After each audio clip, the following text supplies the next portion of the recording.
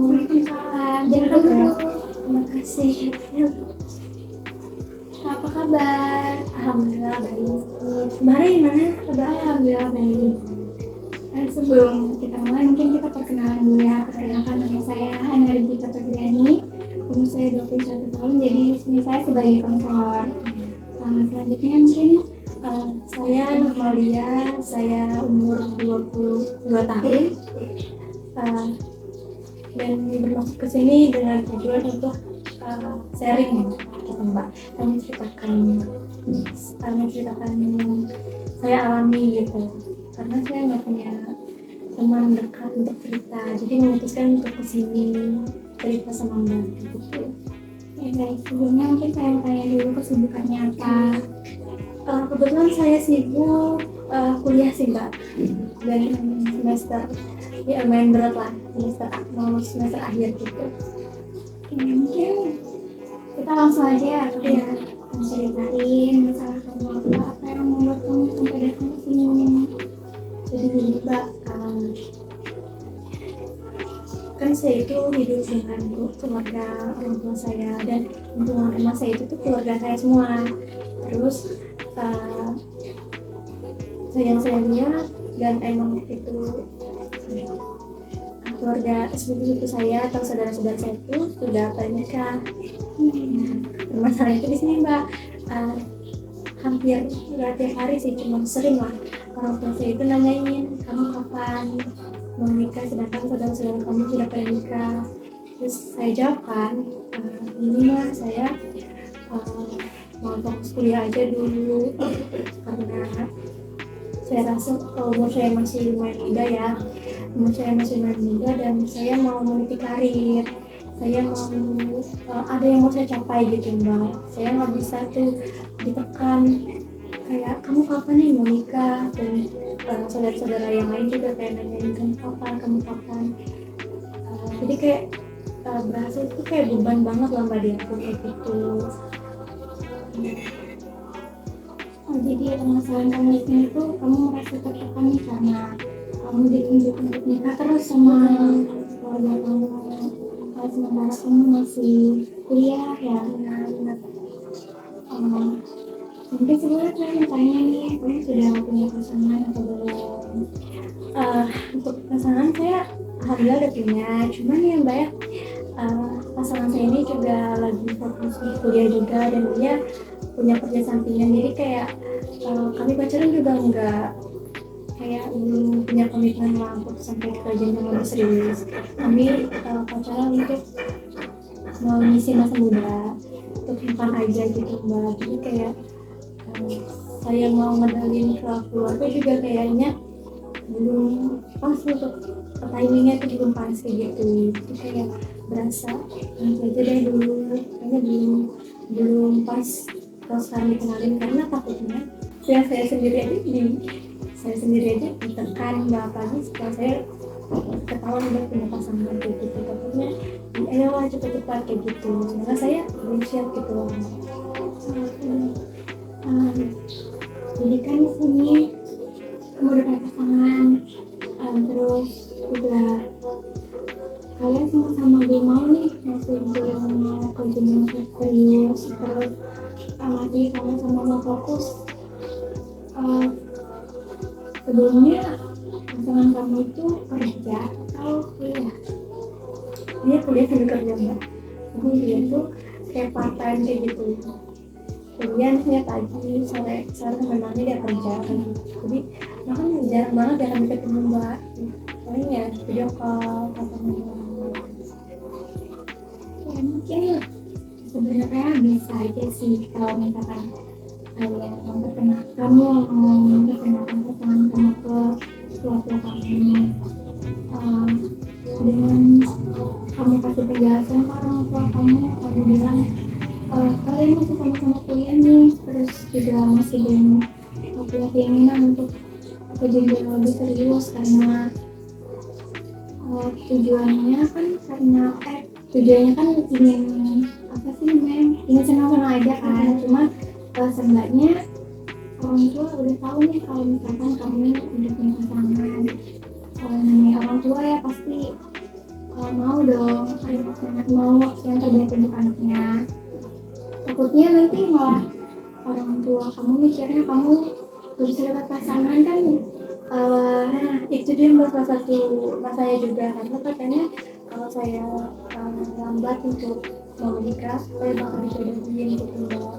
Karena saya nggak mau, udah saya kan udah punya pasangan gitu ya, saya takut lah kalau orang tua itu bakal melangkah sampai ke menjodohkan saya gitu. Jadi itu ya, orang tua pasti takut kan.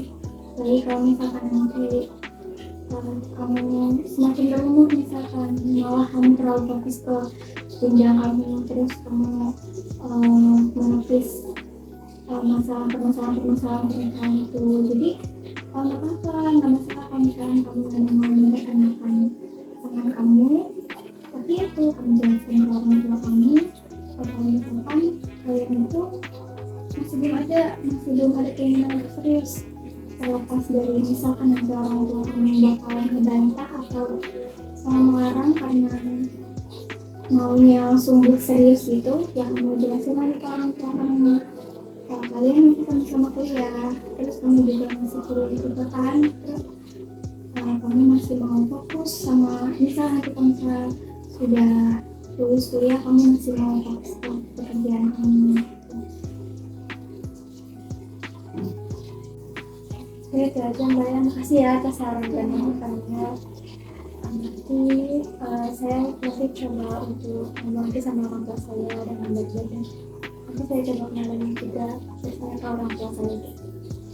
Terima kasih Mbak ya, see you Mbak. Ya, hati-hati ya. Assalamualaikum. Silakan dok Mbak. Ya. Ya. Kabar Mbak? Alhamdulillah baik. Jadi saya kenal dulu saya. Nama saya Ana Maulia, saya di sini sebagai seorang konselor. Umur saya 24 tahun. Kalau boleh tahu, Mbak siapa nama lengkapnya serta umurnya? Nama saya Hana Rita Febriani, umur saya 22 tahun. Sekarang saya ngapain Mbak? Kebetulan saya masih kuliah. Ya.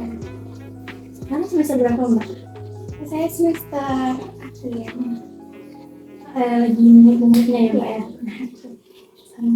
Kalau boleh saya tahu, ada yang mau berceritain kayak gitu sama saya, atau ada yang mau di-sharing?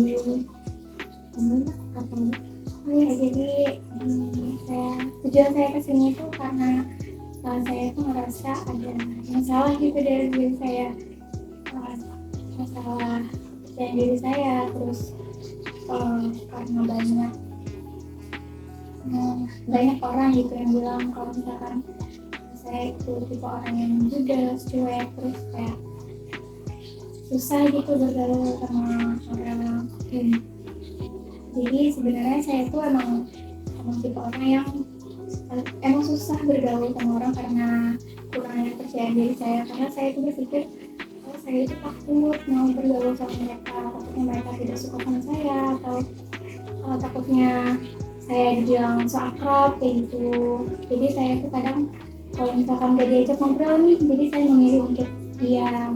Terus juga karena mimik wajah saya yang katanya judes, dan ada beberapa orang juga yang udah bilang kalau mimik wajah saya itu seperti orang yang itu judes gitu. Jadi orang itu katanya enggan untuk mengajak saya ngobrol. Jadi pembahasan ini Mbak nggak percaya diri karena susah untuk mengontrol mimik wajah Mbak gitu ya, dan takut dibilang orang yang enggak takut atas apa yang Mbak lakuin kayak gitu ya Mbak. Kalau boleh tahu, sekarang Mbak punya teman dekat yang saya dekat banget loh sama Mbak kamu. Yang kebetulan nggak ada sih kalau respon dari teman yang lain mungkin misalnya yang dia bilang Mbak ini mukanya judes gitu, apakah dia bisa teman dekat sama Mbak kayak gitu? Untuk mereka yang pernah bilang langsung kayak gitu, bilang saya judes segala macam, pernah saya tegas kan kalau misalkan emang sudah pokoknya mungkin memang milik aja saya kan memang tidak bisa dirubah ya, sudah saya jelaskan. Terus kebetulan sih cuma teman biasa aja, nggak jadi teman akrab, jadi kayak sekedar mereka sudah tahu bagaimana saya. Saat Mbak bilang kayak gitu Mbak ya, apa yang Mbak rasain? Kayak masih ya sakit hati ya pasti, cuman kayak apakah Mbak merasa kayak bodo amat atau bahkan Mbak mau merubah nih, kayak oh saya dikatain kayak gini, harusnya saya merubah nih kayak gitu. Apakah Mbak ada kemauan untuk berubah atau enggak kayak gitu Mbak? Sebenarnya itu ada kemauan untuk berubah, cuma tuh terkadang saya mikir saya kan memang sudah melakukan kayak gini nih ya, udah ditakdirkan kayak gini ya, iya makanya. Jadi kadang acuh-acuh juga, kalau misalkan memang mereka mau berteman sama saya ya sudah, ayo gitu, kalau misalkan tidak ya sudah gitu.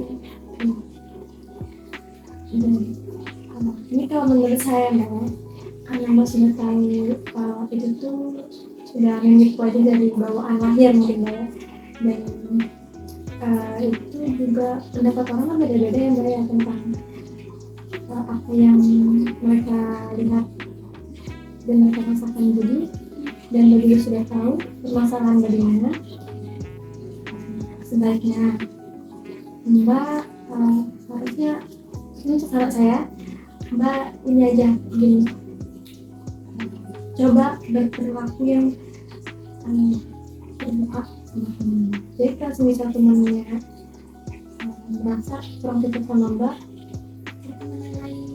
atau Mbak coba berperilaku yang lebih terbuka sama teman, yang ceria, mungkin bahkan coba ajak ngobrol sama orang, kalau orang baru coba aja ngobrol, kalau itu berat ya coba pelan gitu. Dan juga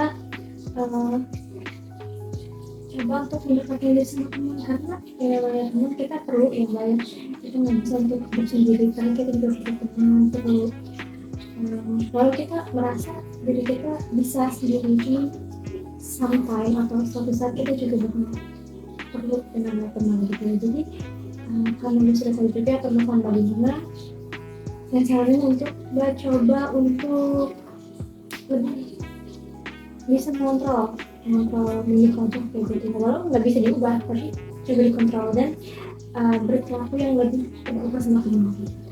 Mungkin lebih banyak cerita sama teman atau tanya-tanya ini gimana, walaupun mereka bilang muka kamu kayak gini, itu nggak usah didengar. Dan siapa tahu nih mereka terbuka pikirannya, oh walaupun punya judes tapi hatinya baik kok gitu. Jadi mungkin sekarang saya bakalan lebih berusaha dekat gitu saya harap, terus juga lebih terbuka, saya ngobrol, terus cerita-cerita apapun itu gitu. Semangat Mbak ya. Ya, terima kasih ya Mbak. Pamit ya.